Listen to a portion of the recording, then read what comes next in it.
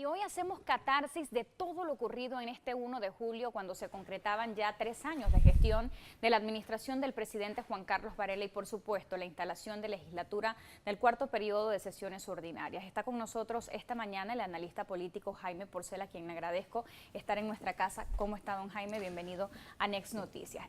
Contento que me den el título de analista político, porque yo no soy analista político, yo soy investigador político. Por ahí va la cosa también. Empecemos con el discurso del presidente Juan Carlos Varela y todas esas aristas o esas técnicas discursivas que encontramos aquí que han generado mella y un poco de reacciones en la población. Por ejemplo, cuando se refiere a los medios de comunicación, que nos atañe directamente, los medios de comunicación publican más noticias negativas y no retratan la realidad nacional. ¿Se puede entrever allí un mensaje directo para los medios de comunicación, una injerencia, o qué quiere decir esto? Los gobiernos, por antología, se han referido a que los medios de comunicación tienen responsabilidad en la erosión de imagen que los acompaña ya a partir de su segundo año muy enfatizada, pero que empieza ya rayando los primeros 12 meses.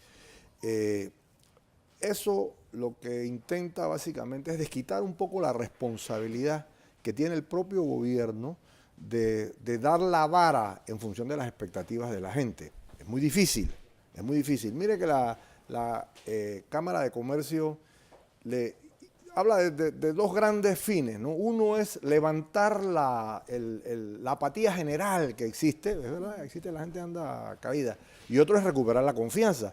Recuperar la confianza no es fácil, no es fácil. Se requieren acciones extremas, se requieren cierto tipo de estrategias que pugnan incluso contra la propia naturaleza de un gobierno que busca rodearse de aliados, no de gente competente, sino de aliados. Si además son competentes, esa gente que estuvo luchando durante la campaña, que estuvo enfrentando los ataques del entonces gobierno, que se convierten luego después en gobierno, mejor si además son competentes, pero no es lo usual. El problema de cómo levantar la credibilidad de un gobierno, lo primero que se discute es si eso es factible, Marianela. Lo primero, si es posible. Martín Torrijos lo logró cuando primeramente le rechazan la ley 17 en el 2005 y luego a los 3-4 meses está impulsando la ley 55, que es la reforma de la reforma a la ley del Seguro Social, que eso sí logra nuclear un poco de gente. O sea, sí es posible. Sí, no es fácil en este momento de una población tomada por la incredulidad y además tomada por el morbo, donde la carga de la prueba la tiene el gobierno. ¿Qué quiere decir eso? Eso es una frase de los abogados. ¿Qué quiere decir eso? Que si yo digo, el gobierno es corrupto, a quien le toca probar su inocencia, no es a mí que lo señalo, sino es al gobierno de que él es inocente. La carga de la prueba, de todo lo que digan los medios, de todo lo que lo acuse la opinión pública, en probar su inocencia, está de parte del gobierno. Y sobre todo el tema de los medios de comunicación formulado en un momento en el que pasa lo del caso Huiza, que afecta a la Estrella de Panamá y vive también hoy en carne propia, pasa por una investigación. Ahora, dentro del discurso del presidente Juan Carlos Varela también se deja entrever la sombra siempre de Ricardo Martinelli. Hay mucho argumento comparativo. La velocidad que hoy se me pide antes era corrupción, y también habla de que el erario que había sido había sufrido un perjuicio nunca antes visto, ahora tiene un ahorro para el gobierno. ¿Qué quiere decir esto? Ya el tercer año de gobierno es propicio que un presidente formule un discurso tan comparativo. No debería enrumbarse en fijar los parámetros a seguir en estos 2 años que faltan de gobierno. ¿Por qué tan presente Ricardo Martinelli 3 años de gobierno? Primeramente, el gobierno es como una posta. La posta es lo que los corredores que hacen las vueltas esas, que son 4 usualmente, le pasan al otro para que siga corriendo. Entonces el gobierno es como una posta. Todo gobierno entra con las expectativas del gobierno anterior, ¿no? En el sentido de que si el gobierno anterior era un gobierno fuerte, la gente quiere ahora un gobierno amable. Que si el gobierno anterior fue acusado, como de hecho lo es, por asuntos de manejos irregulares y de sobreprecio, entonces la gente quiere ver mucha transparencia en el gobierno. O sea, de alguna manera... Pero ya no es tiempo de enrumbar el suyo y dejar de compararlo con el anterior. Le quedan ya 2 años, un año preelectoral, de hecho. Permítame llegar. Yo iba precisamente en esa dirección. El argumento de lo que pasa es que yo estoy todavía recibiendo los pasivos del gobierno anterior, es muy lógico el primer año. Claro. Pero ya el segundo año ya la gente quiere ver un gobierno que tenga identidad propia, un gobierno que empieza a emerger. Sin embargo, cuando los gobiernos se ven confrontados por la gente, los principales argumentos que utilizan para justificar sus llamados defectos, digamos así, que la gente le atribuye, es aducir, número uno, al gobierno anterior, que siempre es un San Benito, siempre, y número dos, acá no viene a quién, a los medios que no publican lo bueno. ¿Me explico? El señor presidente hace cuestión de un año dijo a sus ministros, ustedes no comunican suficiente, tienen que comunicar más. Yo creo que el problema, sí, es cierto, hoy debieran estar todos los medios llenos de los ministros haciéndole un poco de orquestación a la palabra del solista señor presidente que hizo el día sábado. Sin embargo, vemos que están vacíos los medios con la afluencia de esta gente. Pero en segundo lugar, se requiere no comunicar más, sí se requiere comunicar más, pero se requiere comunicar mejor. Se requiere alinear el gobierno con las exigencias de la gente. ¿Usted sabe qué? Déjeme un minutito volver otra vez a las reverberaciones del discurso. Yo he oído por lo menos a dos diputados, a Leandro Ávila, a Ana Matilde Gómez y al siempre polémico Miguel Antonio Bernal, hablar de la necesidad de un diálogo nacional, de abrir el país a un diálogo. Esa me parece magnífica idea. Porque si lo que viene ahora es la guerra, aguantemos la guerra, llamemos al diálogo. Llamar a una concertación no estuvo en el discurso. No estuvo en el discurso. Al contrario, cuando tú empiezas a exculpar al gobierno, señalando a los medios, lo que tú le estás diciendo a la gente, espérate, el inocente soy yo, la culpa está en otro lado. Y sigue reafirmando ese clima de incertidumbre que hay hoy por hoy en la población. Otro de los eventos que llamaron mucho la atención en el discurso dice, ninguna manifestación ha sido reprimida con violencia ni con gases lacrimógenos. No se han hecho amenazas ni ofensas, ni mucho menos se ha violado la privacidad de nadie. Pero nosotros podemos transmitir aquí imágenes de apenas la manifestación ocurrida con el decreto 130 en frente de la vivienda del presidente Juan Carlos Varela. Los indígenas de la comarca Nave-Bugle por el proyecto hidroeléctrico que no quieren hace mucho tiempo fueron replegados. Cuando encontramos esto que es tan evidente, que se puede sustentar tan fácil, que es mentira, ¿qué podemos pensar? Yo creo que a la locución esa le faltó, de parte de quien escribió el discurso, más exactitud. Debieron haber dicho, no hemos reprimido manifestaciones que no hayan coartado el derecho al libre tránsito, que no hayan amenazado la seguridad de un presidente. O sea, debió tener una serie de elementos ahí que adjetivaran la afirmación. Si no, quedabas en un terreno sumamente resbaloso, sumamente, y un presidente no puede estar en un terreno resbaloso.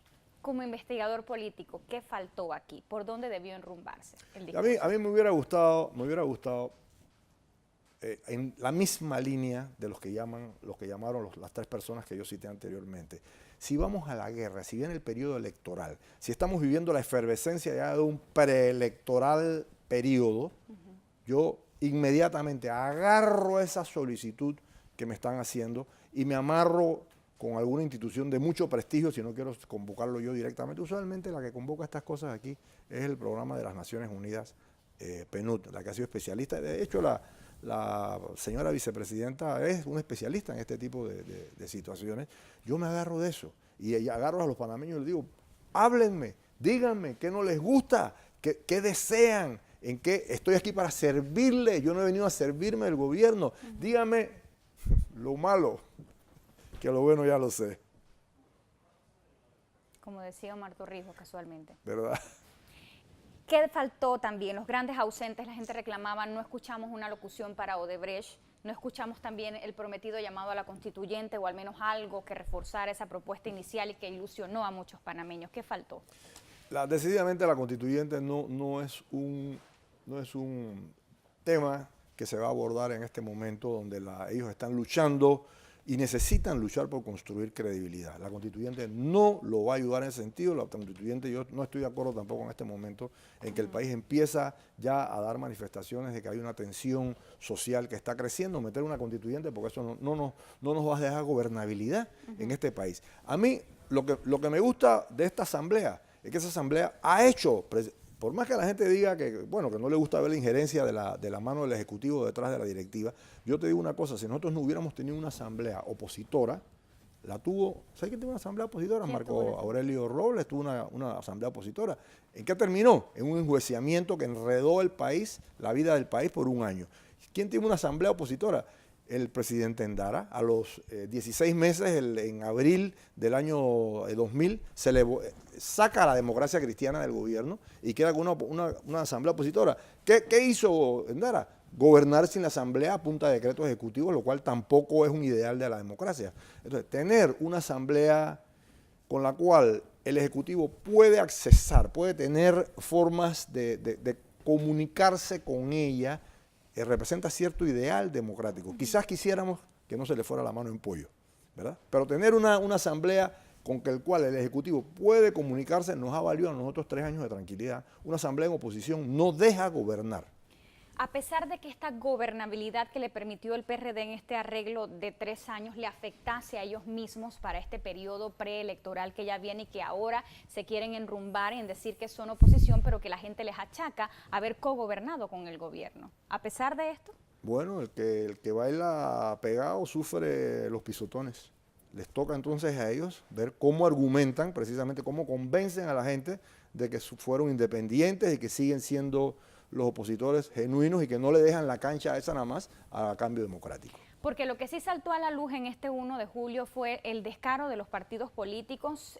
Vemos a una Yanibel Ábrego, Cambio Democrático, que fue el brazo del oficialismo para presidir entonces el órgano legislativo, PRD disidentes. Se pensaba que esto iba a cambiar ya llegando o acercándose al proceso electoral. ¿Usted cree que esto que pasa en la Asamblea tenga sus repercusiones en las elecciones del 19 o no lo ve así? Es que yo veo más descaro en los partidos políticos cuando ellos tratan de imponer su voluntad a los legisladores.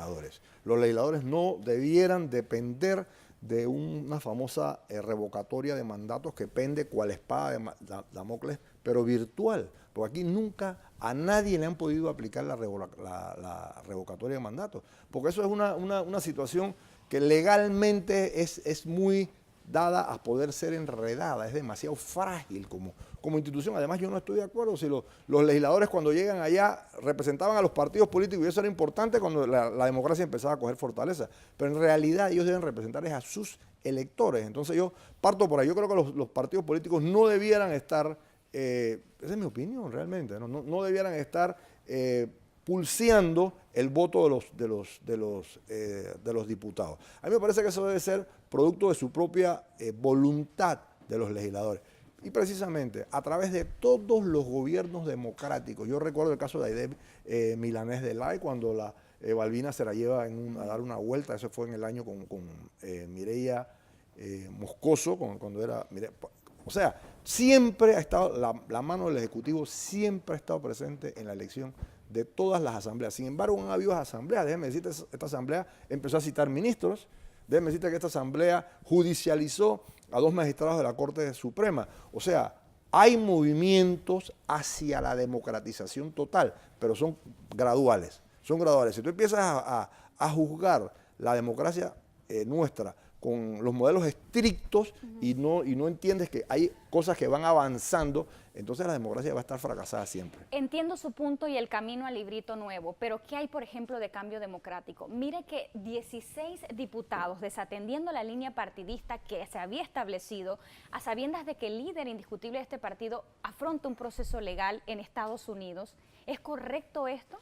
¿No es preocupante para el Cambio Democrático? Yo vuelvo y discuto la tradicional partidocracia en el sentido de tratar de vincular a los diputados a la opinión del colectivo o a las necesidades del colectivo general, y en este momento su líder, que pasa a través de una situación sumamente difícil, la cual yo respeto y la considero también, porque además de ser líder, y en este momento más que nunca, yo le conservo un afecto. Fuimos compañeros de colegio y hemos sido, ha sido mi cliente en la parte comercial, ha sido mi cliente en la parte, alguna vez lo fue, en la parte política, y le tengo toda la consideración del mundo y me siento muy solidario con la situación que está viviendo hoy día. Sin embargo, yo insisto, el poder tiene elementos para extender su voluntad y hacerla gobernable y necesita de la Asamblea. Entonces lo que se da en el fondo es una lucha de quién puede más, de quién puede más. En primer lugar, las aducciones esas de que debe ser el partido quien debe controlar la conciencia de los legisladores, o la otra, que es la que se parece más a la realidad, que es donde también sucedió en el PRD, donde los miembros de los colectivos van decidiendo en función de sus intereses. Y siempre a través de todos los gobiernos, la mano del poder ha demostrado tener el suficiente músculo como para poder reventar las unidades partidarias. Ya le digo, el PRD hizo gala de que esta vez íbamos todos juntos, se le fueron 3. Nada más, digamos así. Ejecutivo entonces impuesto en el legislativo. Don Jaime, me piden tiempo, pero en breves segundos. El declive de la oratoria política. Voto por yo, decía Edwin Zúñiga. Me abstengo de abstenerme. ¿Qué tiene que decirnos en breves segundos? La clase política tiene que formarse. Tiene que formarse en tecnología de gobernar, tiene que gobernar en afrontar problemas, en procesar problemas, en no llevar los problemas crudos, tiene que aprender tiene que entender de que la intuición en el pleno siglo XXI ya no es suficiente para gobernar, que lo que lo enseñaron en la universidad no sirve, para gobernar no sirve. Pues a ti en la universidad te enseñan los principios de la administración privada. Tú llegas a la administración pública, déjame decirte, llegaste a otro juego de pelota. Si tú crees que llegas formado, vas en mal camino. No sabes que no sabes. Y esa es la peor ignorancia. Me voy a quedar con esa reflexión. Siempre es interesante escucharle. Jaime Porcel, investigador político, esta mañana haciendo un análisis de lo ocurrido este 1 de julio respecto al discurso del presidente Juan Carlos Varela, que ha dado y seguirá dando mucho de qué hablar, y por supuesto la elección en la Asamblea.